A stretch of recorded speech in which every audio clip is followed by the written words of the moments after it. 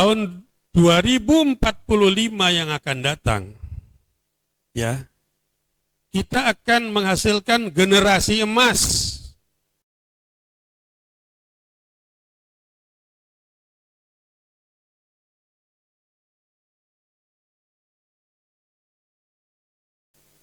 Nah, Bapak Ibu sekalian, saya datang ke sini dengan satu harapan.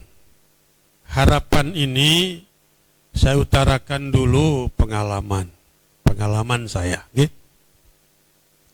Tahun 2004 saya diminta oleh Menteri Agama Republik Indonesia menjadi Kepala Biro Umum di Kementerian Agama. 2004, 2005, 2006, 2007. Di saat menjabat Kepala Biro Umum itu, Pak Sekjen Kementerian Agama, Lemhanas. Saya diperintah menjadi Sekjen Kementerian Agama selama setahun. Lalu kemudian di akhir 2017 itu, 2007 dulu, sudah menjabat Kepala Biro Umum, sudah menjabat Sekjen. Lalu saya tanya sama Menteri Agama, Pak, ada peluang enggak saya menjabat eselon 1? Karena Kepala Biro Umum itu eselon 2. Silahkan ikuti tes, ikuti pansel. Semua nilai baik. Kecuali satu nggak lulus saya. Bahasa Inggris nggak lulus. Satu, Pak. Kalau saya lulus bahasa Inggris waktu itu saya nggak jadi bupati. Jadi dirjen, saya jadi sekjen saya di Kementerian Agama. Tapi itu hikmahnya. Gara-gara nggak lulus bahasa Inggris dalam fit and proper test, lalu kemudian pulang ke kampung, nyalon bupati, jadilah bupati. Itu periode pertama. Satu itu, Pak. Pengalaman pribadi. Tahun 2045 yang akan datang, ya, kita akan menghasilkan generasi emas. Generasi emas itu berbobot dari semua aspek. Intelektualitasnya berbobot, ya, kepribadiannya berbobot, semuanya baik. Intelektualitas itu termasuk bahasanya, ilmu pengetahuannya, termasuk di situ. Karena itu tidak akan mungkin kita bisa menghasilkan generasi emas pada tahun 2045 itu jika kita tidak mulai bersiap dari sekarang. Ya. Kan buku itu jendela dunia, Bapak Ibu. Kita tidak bisa membaca buku jika kita tidak memahami bahasa yang tercantum dalam buku itu. Dunia sekarang ini ada beberapa bahasa yang menjadi dominan. Bahasa Inggris, bahasa Perancis, Cina, Arab. Indonesia urusan kesekian. Saya kira Bapak Ibu sudah paham yang saya maksud. Ya. Tidak mungkin bisa kita siapkan generasi 2045 itu dengan baik jika kita tidak mulai dari sekarang. Karena itulah sejak beberapa tahun yang lalu, 3 tahun kalau tidak salah ini, kita mulai dengan English Camp itu. Bapak Ibu bisa melihat hasilnya seperti apa. Bagaimana anak kita bisa tampil di depan, ya, bisa berkomunikasi, bisa berbicara, bisa berpidato. Dan anak-anak yang dihasilkan tahun 2012, 2011, sekarang sudah kelas 3 SMA, itu luar biasa. Kelas 2 SMA, beda dengan anak-anak yang dihasilkan tanpa hal-hal seperti itu. Lalu pada tahun ini, Bapak Ibu sekalian, kita fokuskan sekolah swasta sebagai wujud kepedulian kepada swasta. Dan saya berharap setelah ini, tahun 2023, sekali lagi satu angkatan ini, tolong lanjutkan itu Bapak Ibu sekalian. Tolong lanjutkan itu. Bagaimana solusinya? Banyak orang tua yang mendatangi saya ke pendopo, ke rumah, atau ketemu di mana. Yang menginginkan anaknya masuk di situ. Mereka siap membayar sejumlah dana yang dibutuhkan untuk itu. Daripada mereka dikirim ke Pare dengan biaya yang lebih besar. Nah karena itu, mari kita bicarakan solusinya apa Bapak Ibu sekalian. Saya menginginkan tetap ada program ini setelah selesai ini, tahun 2023 ini, akan bersambung tahun 2024. Saya minta Pak Kadis ngawal. Biayanya dari Pemda. Harus ada kesiapan kita, keberpihakan kita untuk menyiapkan generasi ke depan lebih baik.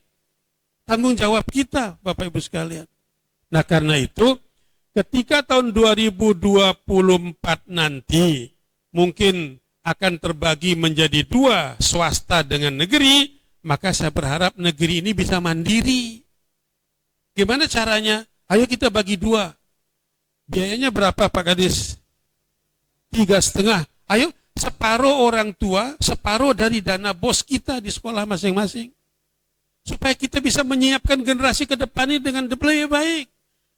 Bayangkan kalau tahun 2045, mereka berusia 35 tahun, 40 tahun hampir, mereka menjadi orang sudah, menjadi tokoh dunia, sudah malang buana kemana-mana, karena bahasanya ini, akan kita juga bangga, merasa pernah berjasa kepada mereka. Penyesalan saya inilah Bapak Ibu sekalian, yang mendorong saya membuat bagaimana caranya English Camp ini bisa menjadi berlanjut. Bapak bisa bayangkan 40 tutor kita siapkan belajar di Pare selama 3 bulan. 40 tutor. Lalu 40 tutor itu sekarang tinggal 12 orang kalau tidak salah. Kemana yang lain? Sudah ke luar negeri bekerja. Di kapal pesiar, di hotel luar negeri, di mana-mana.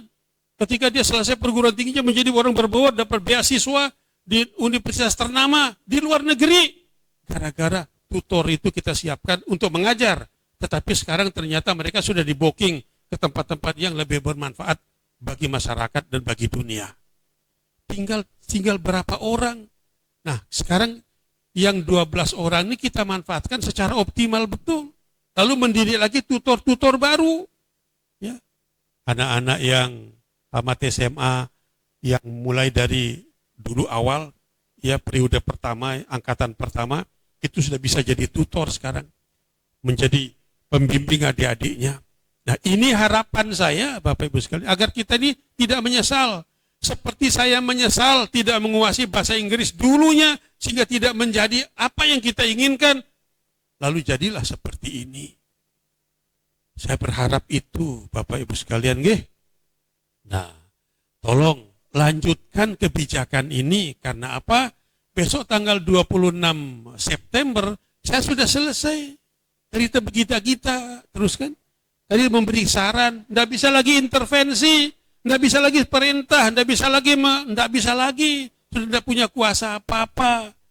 Di balik itulah kita berharap kesadaran kita masing-masing untuk menyiapkan generasi muda ini agar lebih berbobot lagi pada masa yang akan datang. Penguasaannya bahasa. Mohon maaf Bapak Ibu sekalian, kalau ada tamu dari luar negeri saya minder. Kenapa? Kita tahu bahasa ya. Taunya yes or no dah. Where you come from? Enggak nah itu. Tapi kalau anak-anak kita yang kurus ini 1 bulan saja dia sudah bisa menguasai pidato, menceritakan apa yang dialami ke dalam kesehariannya.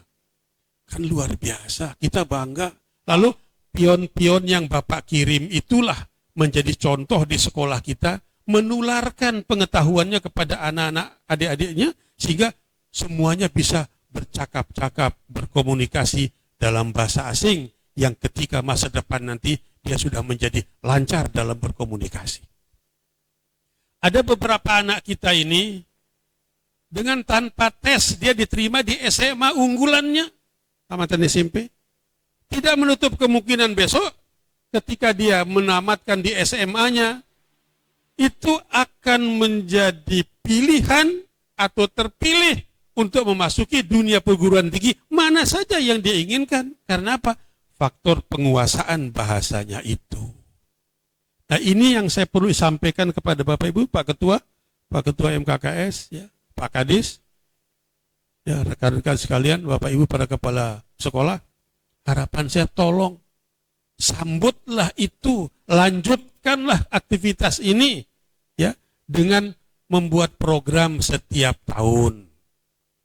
Masukkanlah dalam RAPBS masing-masing berapa targetnya mengirimkan siswa dengan menggunakan BOS itu.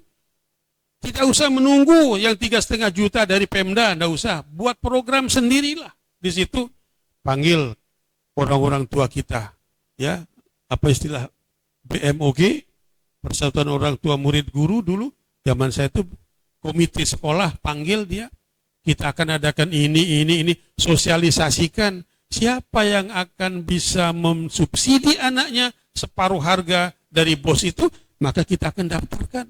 Semakin banyak, semakin bagus. Itu harapan saya, Bapak Ibu sekalian, tidak lebih dari itu. Demi untuk masa depan anak-anak kita yang lebih baik. Jangan berhenti sampai di sini. Berhenti besok bulan Oktober yang terakhir misalnya. Berhenti, setelah itu tidak ada lagi. Tidak usah. Ini sudah kita mulai. Napak ini sudah bagus. Tinggal dilanjutkan. Nah, tugas Bapak Ibu sekalian, bagaimana mengkomunikasikan ini dengan komite sekolah, bagaimana merencanakan dalam APBS sekolah masing-masing, sehingga program ini dapat berlangsung 2024, 2025, dan seterusnya. Sehingga kita memiliki generasi unggulan. Denara program ini di kabupaten lain, Bapak Ibu sekalian, hanya di Lombok Timur. Kenapa? Itu akibat kekecewaan. Untung saya kecewa lah, ya. Hindi saya kecewa kan jadi dirjen, saya burung jadi sekenos kene kan.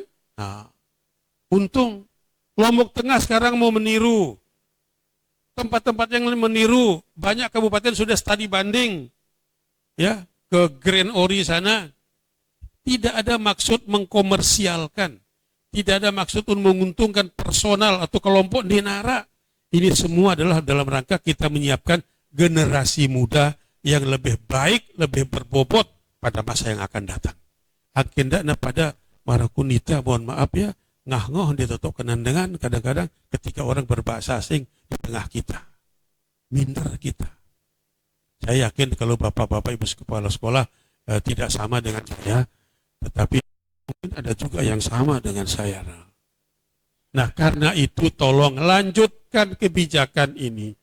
Orang menganggap kebijakan ini baik, ketika yang baik itu kita harus melanjutkannya. Siap Bapak Presiden. Laporan